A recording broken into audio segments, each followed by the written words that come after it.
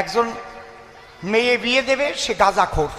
সে মনে মনে ভাবে একটা গাঁজাখোর জামাই যদি পাতাম তাহলে জামাই শ্বশুর একসঙ্গে গাঁজা খাতাম। এখন যে ছেলে দেখতে যায় জিজ্ঞেস করে, খোকা তুমি গাঁজা খাও? কেউ খালিও কয়, সে আরো লুকাতে চায় না, না না না আমার কোনো নেশা নেই, আমি বিড়িটাও খাই না, তার মানে আমার যেন মেয়েটা দেয় আর কি। কিন্তু ওতেও খুশি হয়। তাই লোকটা যা আশায় করেছে ভগবানের আশা পূর্ণ করেছে, এমন একটা ছেলের হাতে মেয়ে পড়িছে। ওই ছেলে গাঁজাখোর, শ্বশুরের চাইতে আরো বেশি গাঁজা খায়। এখন দুর্গাপূজায় শ্বশুর বাড়ি গেছে, কে? জামাই।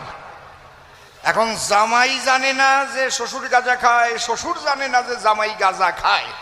এখন শ্বশুরের গাঁজার নেশায় আর ঠিক থাকতে পারতেছে না। শ্বশুর ভাবলো জামাই যখন উত্তর করে